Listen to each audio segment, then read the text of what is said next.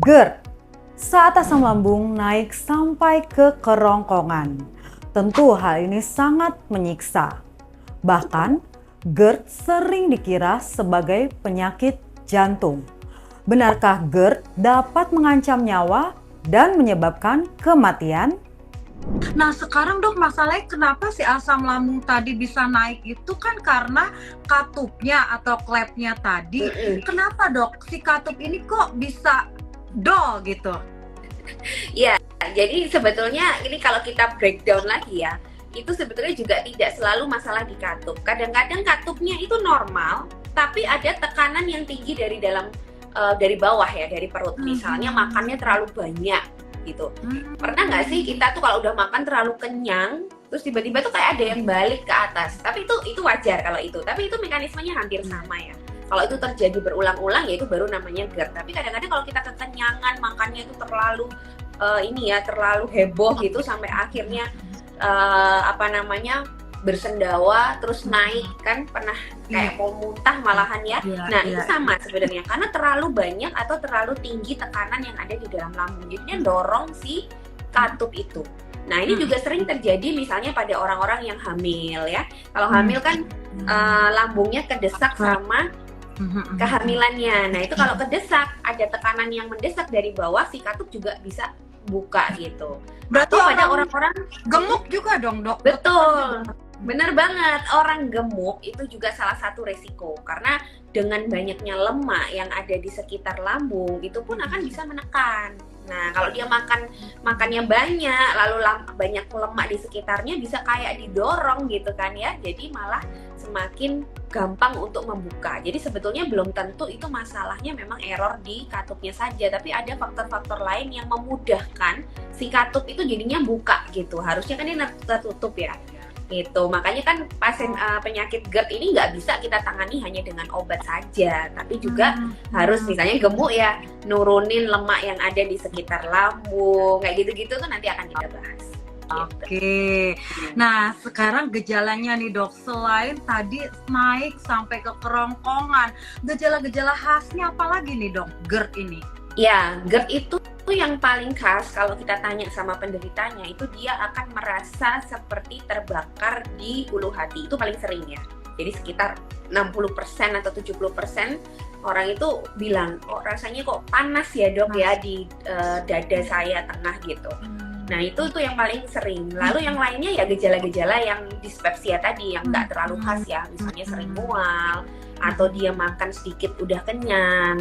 Terus yang lebih tidak khas lagi itu gejala di luar gejala pencernaan, kayak tadi batuk-batuk lama. Itu kadang-kadang juga nggak langsung dokternya juga aware ya, karena kalau batuk pasti kita mikirnya kan ada kelainan di paru-paru dulu. Yang kita cari itu kan saluran nafas dulu gitu, baru kalau nggak ketemu baru ternyata dia GERD gitu. Nah itu ada beberapa gejala-gejala yang di luar saluran cerna itu kadang memang tidak khas.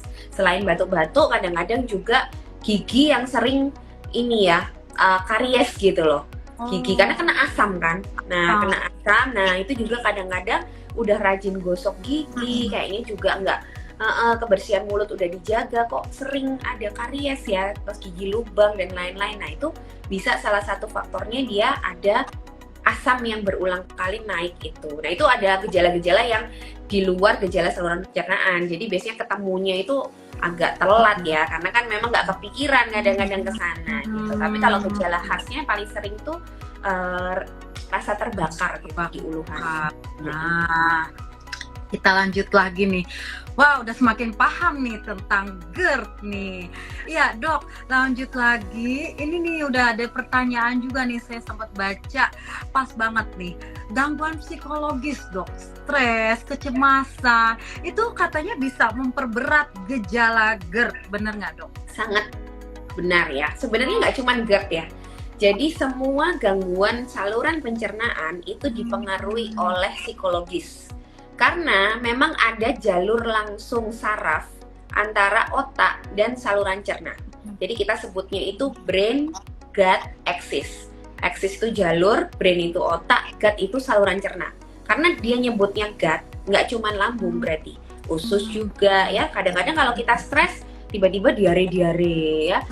Kan gitu juga kan. Jadi nggak selalu hanya lambung gitu, tapi semua saluran cerna itu sangat dipengaruhi oleh psikis. Ya, jadi memang salah satu yang menyulitkan penanganan gangguan MAH tidak cuma GERD itu adalah psikis. Kadang kita udah kasih obat semuanya ya, kita udah edukasi dia untuk menurunkan berat badan misalnya dan lain-lain, tapi dia belum bisa ngatur stresnya. Ya itu akan sulit banget. Apalagi contohnya nih yang hari ini judulnya, ini para penderita GERD pasti lagi cemas-cemasnya, waduh GERD kok bisa mengancam nyawa. Nah, stres yang seperti ini akan semakin memperberat gejala GERD-nya gitu. Nanti gejala GERD yang semakin berat akan membuat dia tambah panik, tambah cemas.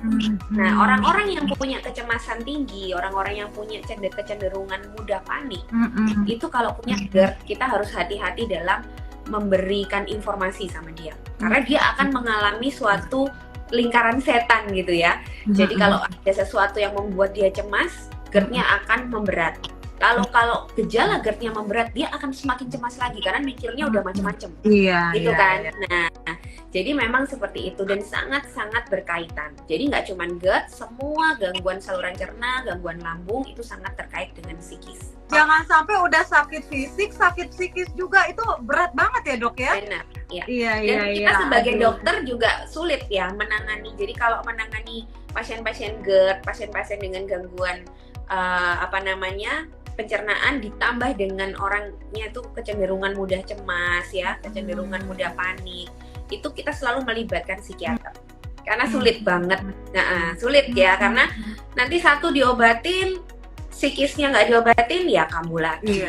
Nanti semakin gejalanya berat, dia stres juga, cemas juga. Jadi ya memang kayak gitu sih. Tapi jangan pesimis ya. Artinya bisa diobati sebetulnya kalau memang pengobatannya itu komprehensif gitu, semuanya. Nah, berarti yang mengalami GERD ini kunci nih, salah satu kunci harus tenang ya dok ya? Harus tenang. Oke, baik, kita lanjut lagi nih. Nah, ini gimana bisa tenang nih? Sering banget GERD itu dikira sakit jantung karena tadi kan sampai ke dada nih dok. Aduh, jangan-jangan serangan jantung nih. Aduh, makin cemas deh. Gimana nih dok? Kenapa sering dikira sakit jantung? Iya, betul. Jadi itu yang sering membuat orang GERD cemas itu, penderita GERD, karena gejalanya memang agak sulit dibedakan dengan serangan jantung. Jadi dia itu karena nyeri dadanya itu juga kadang-kadang agak di sebelah kiri gitu. Nyerinya GERD karena kan lambung itu lokasinya di tengah agak ke kiri ya. Terus baliknya refluksnya itu kan ada di agak-agak sebelah kiri. Jadi kalau sedang terjadi kekambuhan, biasanya dia udah mikir overthinking yang macam-macam itu tadi. Jadi dia menganggap ini serangan jantung, nanti dia semakin cemas. Dengan semakin cemas, GERD-nya semakin parah, nyeri dadanya semakin parah. Nah, itu akhirnya dia semakin berpikir lagi, wah ini jangan-jangan saya kena serangan jantung. Sebetulnya yang bisa membedakan, ya meskipun ini bukan tidak bisa dibedakan kalau nggak ketemu dokter ya, tapi paling tidak ini bisa menjadi clue. Itu kalau misalnya teman-teman di sini memang mengalami hal seperti itu, yang menjadi clue pertama adalah apakah ini nyeri dada yang pertama kali dirasakan. Kalau pertama kali dirasakan, harus berpikir yang lebih buruk dulu, harus berpikir jantung dulu, jangan berpikir yang lebih ringan. Ya, jadi kalau pertama kali tiba-tiba merasakan suatu nyeri di ulu hati atau di dada agak ke sebelah kiri yang belum pernah dirasakan, ini harus segera ke IGD gitu. Jadi itu kalau pertama kali merasakan memang harus berpikir yang buruk dulu ya. Itu pertama. Terus yang kedua, apalagi kalau misalnya memang si penderita ini memiliki faktor resiko jantung. Apa itu faktor resiko jantung? Misalnya punya diabetes, punya hipertensi, punya kolesterol, gemuk misalnya ya, atau orang-orang dengan gaya hidup yang tidak sehat. Nah, itu kalau mengalami nyeri dada atau habis aktivitas tertentu tiba-tiba mengalami nyeri dada, nah itu hati-hati. Karena kalau jantung itu jarang yang anteng-anteng aja tiba-tiba kena serangan jantung, kecuali pada saat tidur ya. Tapi biasanya paling sering selalu dipicu oleh aktivitas. Tapi kalau GERD belum tentu. Kalau GERD itu nyerinya bisa kapanpun, bahkan kadang-kadang paling sering GERD itu terjadi kambuhnya itu justru setelah makan terus berbaring. Jadi kayak habis makan berbaring kok kayak ada yang naik gitu ya. Makanya kan orang GERD tuh nggak boleh atau tidak dianjurkan untuk setelah makan dia langsung berbaring, itu nggak boleh.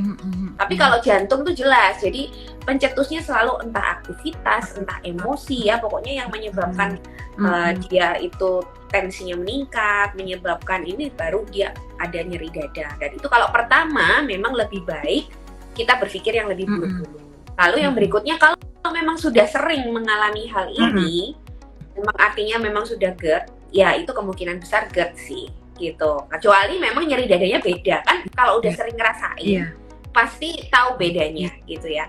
Kalau nyeri dada jantung itu dia sebetulnya lebih khas lagi, karena nanti ada nyerinya itu bisa menjalar ke tangannya. Jadi nyerinya tuh nggak cuma di ulu hati, tapi sampai ke tangan-tangan, sampai ke sini mana rahang kadang-kadang ya. Kalau udah menjalar kayak gitu, harus berpikir yang lebih buruk dulu. Ya intinya itu sih.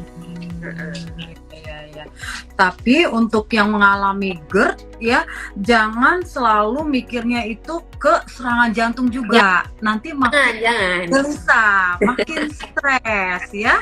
Jadi udah paham nih. Karena gini Mbak Erni, kadang-kadang tuh ya, kalau udah panik, orang GERD itu kan biasanya memang dia punya kecenderungan mudah cemas dan panik. Kalau orang panik itu biasanya sesak. Dia sesak.